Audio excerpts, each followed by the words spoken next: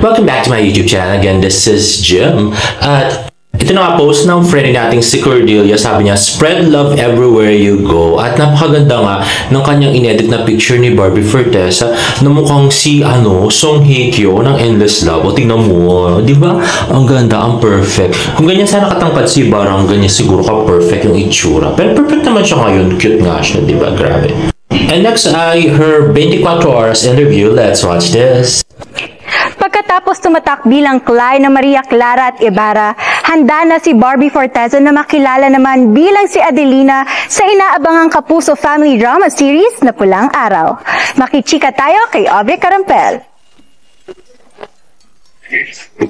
Kinikilig si Kapuso primetime princess Barbie Forteza sa pag-award sa kanya ng Box Office Entertainment Awards 2024 bilang Best Actress para sa kanyang pagganap sa Maria Clara at Ibarra.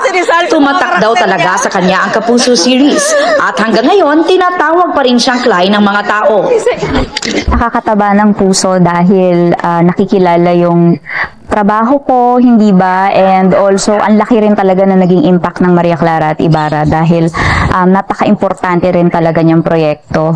Kaya naman, mas lalong pinagbubuti ni Barbie ang pagganap niya bilang si Adelina sa Pulang Araw, ang inaabangang biggest family drama of 2024. Challenging siya because kailangan namin siyang magawa ng maayos. Unlike yung Maria Clara at Ibarra, it's all fiction, di ba? Ito talagang base talaga sa mga totoong naganap noong 1940s, nung World War II. So, kailangan talaga accurate at tama ang maipakita namin. Bukod sa baliktambalan nila ito ni David Licauco, marami rin ang nag-aabang sa unang pagsasama sa teleserye ni na Barbie at Asia's multimedia star Alden Richards. Talagang suporta.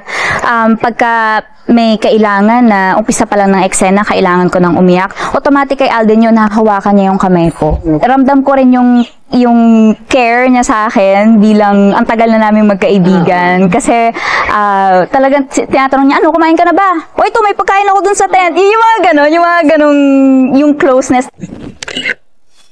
In fairness, kinilig ako doon. Nabuhay yung Balde fan, pagiging Balde fan ko dati, no? So, iba talaga mag-alaga si Alden Richards. And speaking of friendship, newfound friend naman daw ni Barbie ang Kapuso Prime Gem na si Bianca Umali.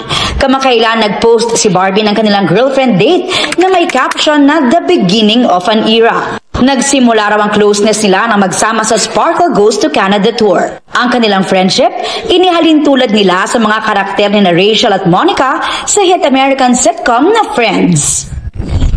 Sabi nga namin parang ayaw namin masyadong i-showbiz yung friendship namin. Kasi para sa akin, si Bianca talaga ay isa sa mga totoong taong nakilala ko at naging kaibigan ko. So, excited na rin daw si Barbie na ipalabas ang rom-com film nila ni David na That Kind of Love na magpi-premiere sa Jinsei Film Festival sa Japan.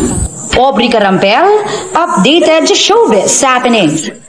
So if I'm not mistaken, tong interview na ito ay ginawa nung endorsement shoot nila ni David nung isang araw, yung paraw sila naka-white. Diba? So I can't wait to watch that. At next naman ay full video ng concert ni Barbie Forteza sa Videoke with the Pulang Araw staff. Let's watch this.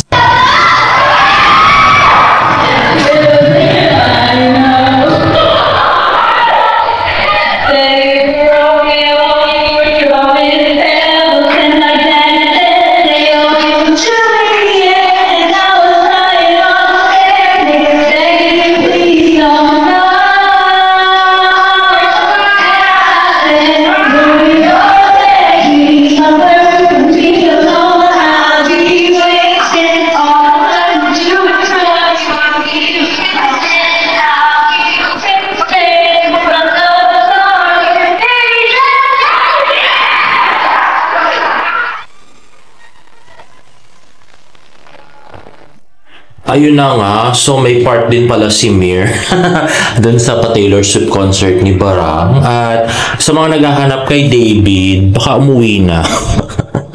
Katulad nun, nanood kami ng taping nung minsan dahil wala na siyang scenes. So umuwi na siya nung dati nung nanood ako ng taping 5:30 umuwi na siya. So baka ganoon din ang nangyayari dito. Naiwan lang si Nathan kasi usually nakikisabay siya dun sa ibang staff na yung inuuwian kasi ni Nathan mas malapit dun sa bahay ng isang staff. Ganon.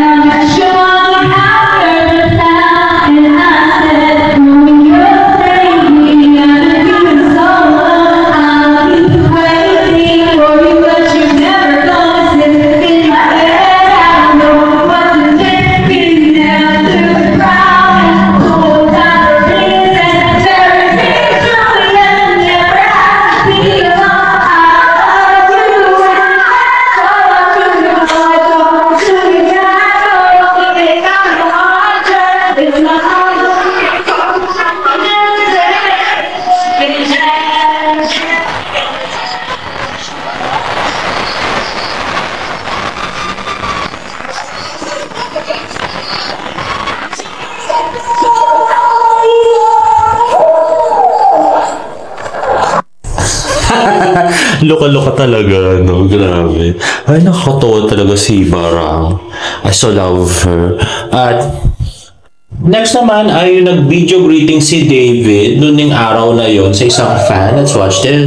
Ayan na nga, at magbi-video greet na lang ng naka-white pero nakabukas yung polo. Pinapakita yung nga dibdib, grabe. Ay, nako, parang masarap dilaan. Ay, grabe. Masyado ko marupok talaga, Jim, no? Anyway, next naman ay nag-shooting sila sa Lipa, Batangas sa Casa Segunda. At yan na nga, kasama na naman si David. Ang dami niyang t-shirt na black na ganun, no? Yung parang binili niya yata sa Australia ba? Or sa Canada? Sa Australia. O sa Australia niya binili itong mga to. At no comment na doon. Grabe. At yan na nga, sa Casa Segunda, cute daw si Baby David. At yan na nga, Casa Segunda, Lipa, Batangas. Next naman ay magpa-picture na fan kay David Licauco. Alam ko sa taping din to ng Pulang Araw, guys. Maybe sa Lokban or something. At next na, ayan na nga, gwapong-gwapo na. At hindi na mukha masyadong haggard si David. Next naman ay tent ni David sa Lokban, Julio, Lauro, Mario, and Hiroshi. At yun na nga, syempre Lokban, habal-habal, yung sikat dyan. At mukhang piyesta, Lokban, San Isidro. Ayun na nga, may Pahiyas Festival pala. Saktong-sakto sila, Nathan. Next naman ay post ni Barbie Fortes sa kanyang Instagram story, Fantastic Friday, yay, sa TikTok. Up 25% off, May 10, 2024, Ishin Secret, it's today. At next ay post ni Tito Jack Licauco, Oolong tea sa Taiwan, at towel pala yun. Ay, mukha siyang pagkain. At yun, may orchids pa sa gilid, no? At post ni Tita Eden, the very handsome James and the very beautiful Tita Eden Licauco. Ayan na nga, nag-struggle pa siya sa Chiang Kai-shek run si JD. And lastly, post ni Barbie Fortesa sa Twitter, sabi niya, when you pray for rain, you gotta deal with the mud too. Sinabi daw ni Denzel Washington, yan saying from Barbie Fortesa. At si David naman sabi niya, wow, teaser ng YouTube blog ni Nikki ko. Helping his friend, of course. Let's watch this. So po, nag-set up pa lang po kayo, no? Ay, no, sir. Hintayin kita. Gano'n ba katagal? Dati kasi may nantay ako, hindi na, umasa lang ako eh. Ay, ba to? At yun na nga, gusto ko lang mag-explain guys doon sa last vlog ko. Nung sinabi kong iniiwasan ni Barbie si David, iniiwasan niya siyang i-interview doon sa Coffee Talk. Mukhang less prayo si David Licaco doon sa Coffee Talk. Siguro para hindi siya mabash na malandi, mga ganun-ganun. Ewan sa kanya.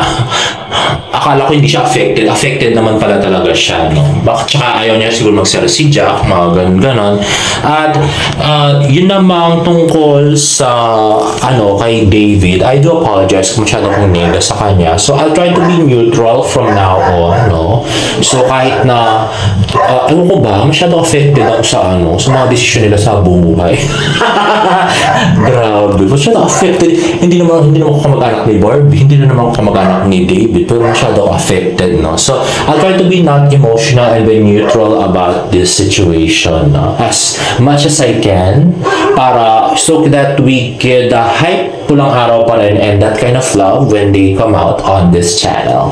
Now guys, if you like this video, please give me a thumbs up and please subscribe to my YouTube channel for more video updates. See you on my next vlog. Bye!